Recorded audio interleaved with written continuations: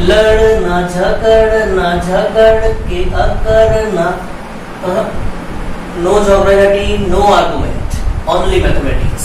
Welcome to all about mathematics এর আগা থেকে গোড়ায় আমি সুরজিৎ রায়। আজকে আমাদের topic argument or amplitude of a complex number।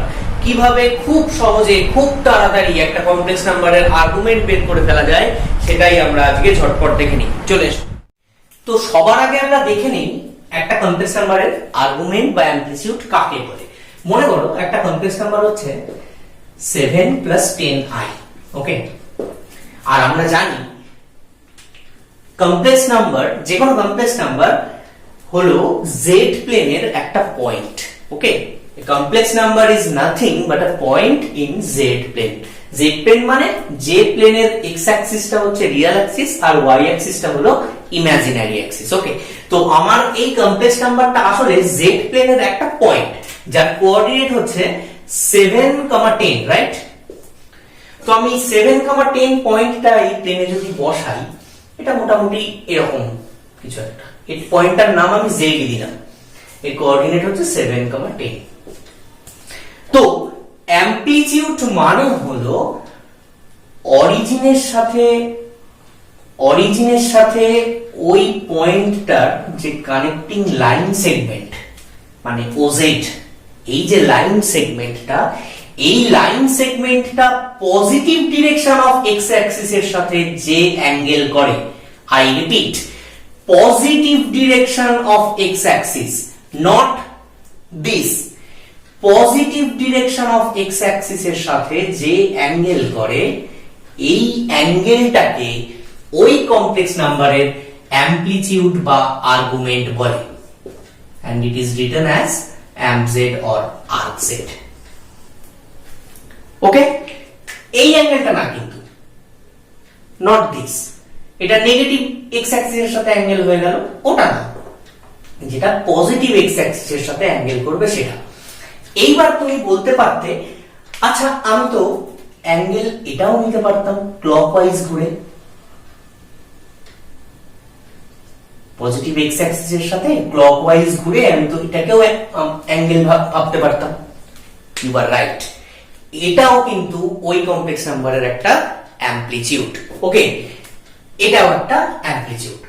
আবার তুমি এটাও বলতে পারতে, আমি তো অ্যান্টি ক্লকওয়াইজ ঘুরে একটা ফুল সার্কেল করে তারপরে আরো থিটা যেতাম, মানে 2π + থিটা অ্যাঙ্গেল করতাম যদি, হ্যাঁ, এটাও অ্যামপ্লিটিউড। তার মানে একটা কমপ্লেক্স নাম্বারের কিন্তু ইনফাইনাইটলি মেনি অ্যামপ্লিটিউড হয়, ওকে। তবে তুমি একটা কথা সব সময় মনে রাখবে, সেটা হচ্ছে আমরা অঙ্কের সেই অ্যামপ্লিটিউডটাই জেনারেলি ফাইন্ড আউট করি যে অ্যামপ্লিটিউডের ভ্যালুটা -π থেকে π এর মধ্যে থাকে। আই রিপিট, আমরা সেই অ্যামপ্লিটিউডটাই ফাইন্ড আউট করব যে অ্যামপ্লিটিউডের ভ্যালুটা -π থেকে π এর মধ্যে থাকে। ওই অ্যামপ্লিটিউডের নাম হচ্ছে প্রিন্সিপাল অ্যামপ্লিটিউড।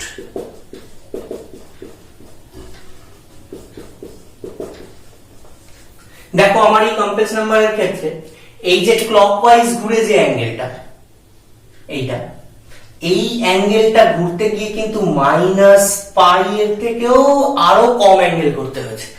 তাই এই অ্যাঙ্গেলটা আমার এই রেঞ্জের মধ্যে থাকবে না, -π এর থেকে কমে যাবে। আবার যখন আমি অ্যান্টি ক্লকওয়াইজ ঘুরলাম একটা ফুল সার্কেল করে 2π + থিটা করলাম, এটাও কিন্তু এই রেঞ্জের মধ্যে থাকবে না, ওটা π এর থেকে বেশি হয়ে যাবে। দ্যাট মিন্স আমি এই দুটোর কোনোটাকেই ফাইন্ড আউট করব না, আমি যে অ্যাঙ্গেলটা এই যে অ্যাকিউট হয়েছে আমার ছবিতে, এটাকেই আমি প্রিন্সিপাল অ্যামপ্লিটিউড হিসেবে নেব, ওকে। আবার মনে করো আমি কমপ্লেক্স নাম্বারটাকে নিলাম z = z ড্যাশ -7 - 10i, ওকে। এটাকে যদি আমি আমার z প্লেনে প্লট করি কেমন হয়, -7 - 10i, এরকম মোটামুটি মনে করো। এই হয়ে গেল আমার z ড্যাশ। তো z ড্যাশের সাথে আমি অরিজিনকে কানেক্ট করে দিলাম। এই লাইন সেগমেন্টটা এই যে positive direction of x axis এর সাথে যে অ্যাঙ্গেল করেছে, কোনটা? এটাও হতে পারে অ্যান্টি ক্লকওয়াইজ ঘুরে, আবার এটাও হতে পারে। ক্লকওয়াইজ ঘুরে। তো দেখো অ্যান্টি ক্লকওয়াইজ ঘুরে যে অ্যাঙ্গেলটা, এই অ্যাঙ্গেলটা পাই এর থেকে বেশি, পাই প্লাস সামথিং। তো এই অ্যাঙ্গেলটা তো এই রেঞ্জের মধ্যে থাকবে না, তখন কিন্তু আমি এই অ্যাঙ্গেলটাকে নেব না, এটা প্রিন্সিপাল অ্যামপ্লিটিউড নয়। প্রিন্সিপাল অ্যামপ্লিটিউড কোনটা? এই ক্লকওয়াইজ ঘুরে যে অ্যাঙ্গেলটা তৈরি করেছে, মানে নেগেটিভ অ্যাঙ্গেল, এই অ্যাঙ্গেলটা তখন হয়ে যাবে প্রিন্সিপাল অ্যামপ্লিটিউড। ক্লিয়ার? কারণ এটার ভ্যালু মাইনাস পাই থেকে পাই এর মধ্যে আছে, তাই। ওকে, তো এই হয়ে গেল আমার আর্গুমেন্ট বা অ্যামপ্লিটিউডের কনসেপ্ট। এবার আমরা দেখে নেই যে এই আর্গুমেন্ট কিভাবে খুব তাড়াতাড়ি বার করে ফেলা যায়। ওকে, লেটস সি। ওকে, তো মনে করো z হচ্ছে একটা complex number a plus ib, i হলো রিয়েল পার্ট, b হলো ইমাজিনারি পার্ট। ওকে, তো আমাদের সবার আগে কাজ হবে, আমরা দেখব যে এই কমপ্লেক্স নাম্বারটা z প্লেনে প্লট করলে কোথায় থাকে। মনে করো পয়েন্টটাকে z প্লেনে প্লট করে তুমি দেখলে সেটা x অ্যাক্সিসের উপরে রয়েছে। যদি নাম্বারটা পিওরলি রিয়েল হয় তাহলে x অ্যাক্সিসের উপরে লাই করবে। যদি পজিটিভ ডিরেকশন অফ x অ্যাক্সিসের উপরে লাই করে, মানে পজিটিভ রিয়েল নাম্বার হয়, তাহলে তার অ্যামপ্লিটিউড সব সময় হবে 0।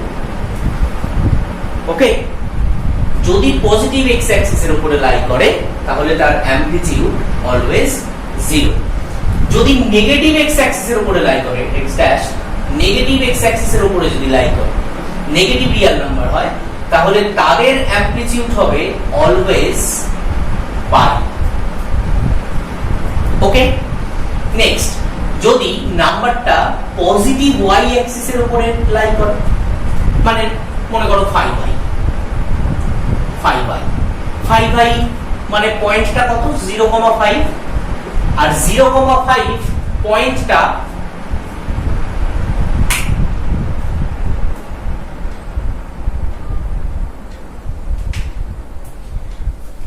পজিটিভ y অ্যাক্সিসের উপরে লাই করবে। তো পজিটিভ y অ্যাক্সিসের উপরে লাই করলে তাদের অ্যামপ্লিটিউড হবে সব সময় π/2, মনে থাকবে। নেক্সট, যদি নাম্বারটা নেগেটিভ y অ্যাক্সিসের উপরে লাই করে, মানে মনে করো যে এটা -5i, যদি -5i হতো তাহলে পয়েন্টটা হতো 0,-5, তার মানে নেগেটিভ y অ্যাক্সিসের উপরে থাকতো পয়েন্টটা। আর নেগেটিভ y অ্যাক্সিসের উপরে যদি পয়েন্ট থাকে তাহলে তাদের অ্যামপ্লিটিউড তুমি সব সময় লিখবে -π/2। ওকে, মনে থাকবে। এটা হচ্ছে জেনারেল কেস, সবথেকে সহজ কথা। এইবার মনে করো অ্যাক্সিসের উপরে না থেকে পয়েন্টটা কোনো কোয়াড্র্যান্টে আছে। তো মনে করো যে পয়েন্টটা ফার্স্ট কোয়াড্র্যান্টে আছে। ওকে, যদি ফার্স্ট কোয়াড্র্যান্টে পয়েন্টটা থাকে তাহলে তার অ্যামপ্লিটিউড হবে tan inverse modulus of b/a। tan inverse কথাটার মানে আমি বলছি, হোল্ড অন। তো মডিউলাস অফ b/a মানে b/a ক্যালকুলেট করে যে ভ্যালুটা হবে তার মড ভ্যালুটা, মানে পজিটিভ ভ্যালুটা। ওকে, তো tan inverse mod of b/a, ওটা হবে ওর অ্যামপ্লিটিউড। নেক্সট, যদি পয়েন্টটা সেকেন্ড কোয়াড্র্যান্টে থাকে, যদি সেকেন্ড কোয়াড্র্যান্টে থাকে তখন আমরা লিখি pi minus tan inverse mod of b/a। Okay, এটা হচ্ছে যদি সেকেন্ড কোয়াড্র্যান্টে পয়েন্টটা লাই করে। ওকে, নেক্সট, যদি থার্ড কোয়াড্র্যান্টে পয়েন্টটা আসে তাহলে সেক্ষেত্রে আমরা লিখি -π plus tan inverse mod of b/a, -π plus. Okay, in third quadrant. In fourth quadrant আমরা লিখি minus of tan inverse mod of b/a। এই হলো চারটে কোয়াড্র্যান্টে যদি পয়েন্টটা লাই করে তাহলে কোন কোয়াড্র্যান্টে অ্যামপ্লিটিউড কিভাবে লিখতে হয়। আর মনে রাখবে যে অরিজিনের অ্যামপ্লিটিউড হয় না,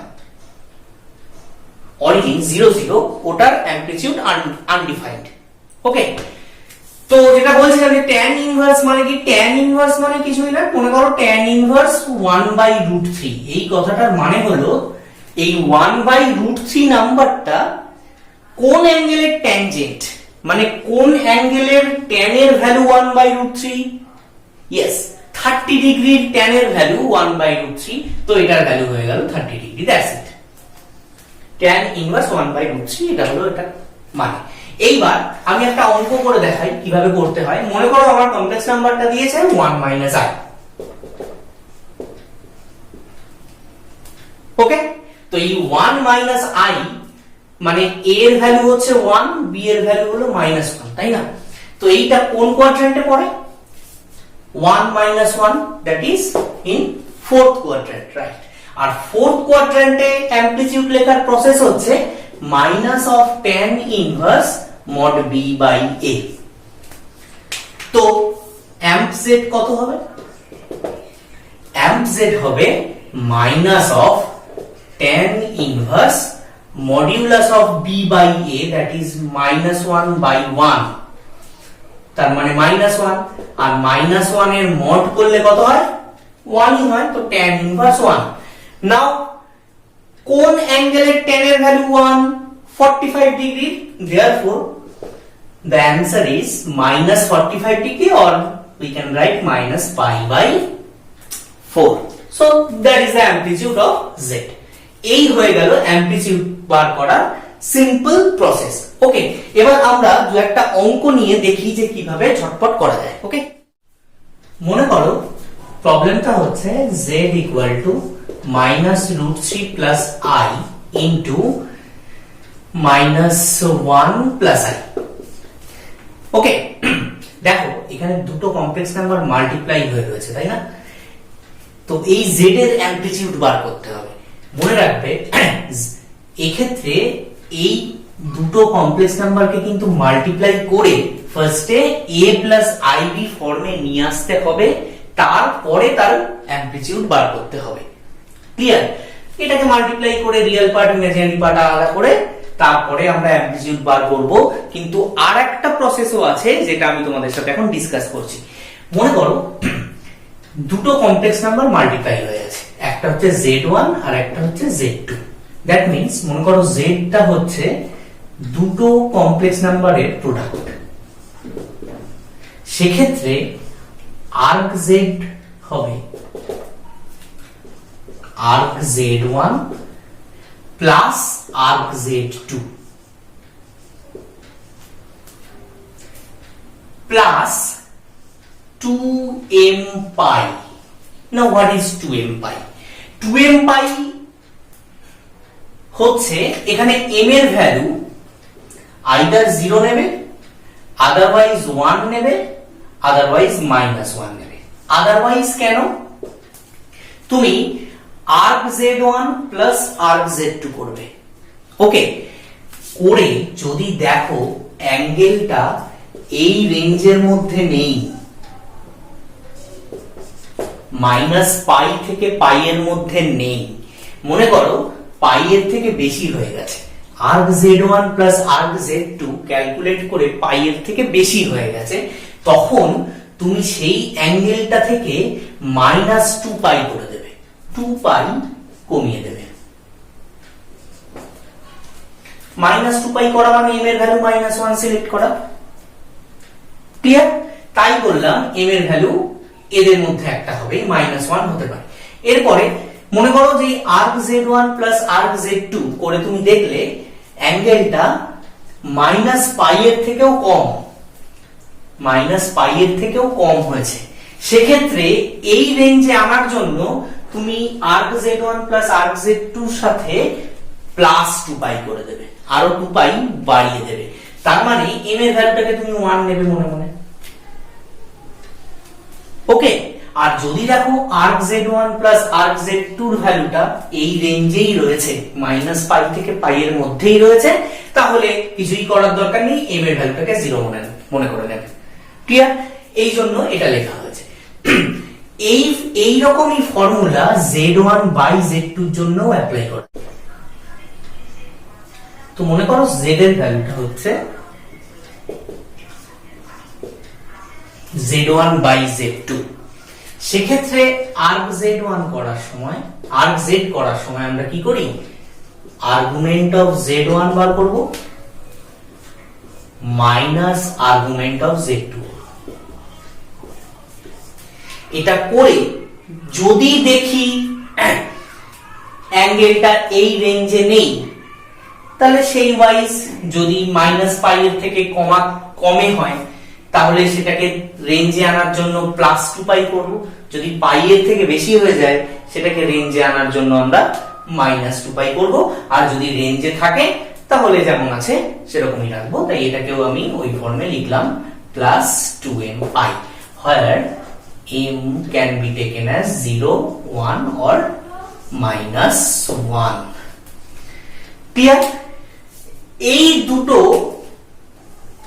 প্রপার্টি তুমি যদি মনে করে রাখো তাহলে দেখবে অনেক বড় বড় অঙ্ক তুমি খুব তাড়াতাড়ি করে ফেলতে পারলে। ছোটখাটো অঙ্কের ক্ষেত্রে মাল্টিপ্লাই করে বা কনজুগেট দিয়ে মাল্টিপ্লাই করে a প্লাস ib ফর্মে এনে করে ফেলা যায়, কিন্তু অনেক সময় এরকম অনেক বড় বড় অঙ্ক থাকে যে ক্ষেত্রে a প্লাস ib ফর্মে নিয়ে যেতে গেলে তোমাকে অনেকটা কষ্ট করতে হবে। সেক্ষেত্রে তুমি এই ফর্মুলাগুলো অ্যাপ্লাই করে অঙ্কটা খুব তাড়াতাড়ি করে ফেলতে পারো। ওকে, তো আমি আমার বোর্ডে লেখা অঙ্কটা এই প্রসেসে অ্যাপ্লাই করে করে দেখাচ্ছি। দেখো, তো আমার এই অঙ্কে z মানে হলো z1 into z2, where z1 is minus root 3 plus I। তো আমি ইন্ডিভিজুয়ালি z1 এর আর্গুমেন্ট বার করি, arg z1। তার জন্য দেখতে হয় যে z1 কোন কোয়াড্র্যান্টে আছে। মাইনাস রুট 3 প্লাস i মানে সেকেন্ড কোয়াড্র্যান্ট, আর সেকেন্ড কোয়াড্র্যান্টে আর্গুমেন্ট লেখার প্রসেস হচ্ছে pi minus tan inverse mod of b by a। তো pi minus tan inverse modulus of b by a করলে হয় 1 বাই রুট 3। মাইনাস সাইনটা থাকবে না, মড করেছি বলে। এবার 1 বাই রুট 3 মানে tan কত angle? Yes, pi by 6. Therefore, tan inverse 1 by root 3 will be pi by 6. Okay, so argument of z1 becomes 5 pi by 6. Okay, একই ভাবে z2 হচ্ছে minus 1 plus I, right? And argument of z2 is, it is also lies in second quadrant, therefore pi minus tan inverse mod value of b by a, that is 1, right? And tan inverse 1 means 45 degree, pi by 4, so pi minus pi by 4, that is 3 pi by 4.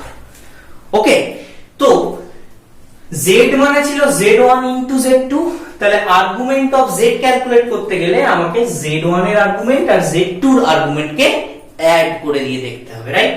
তো argument of z1 plus argument of z2 করলে কত হয়? দেখো, ওটা হচ্ছে 5 pi by 6 আর এটা হলো 3 pi by 4। এদের অ্যাড করে দিলে 12, 10 পাই plus 9 pi, oh, that is 19 by 12 pi, right? Which is greater than pi, obviously. pi এর থেকে বেশি হয়ে গেল, আর pi এর থেকে যেই বেশি হয়ে গেল এটাকে আমি কমিয়ে দেব। কমানোর প্রসেস হচ্ছে 2 pi করে কমাতে হয় বা 2 pi করে বাড়াতে হয়। তো minus 2 pi করে দেব।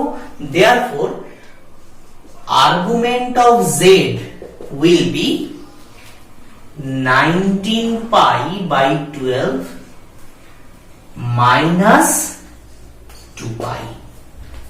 Okay, and its value will be minus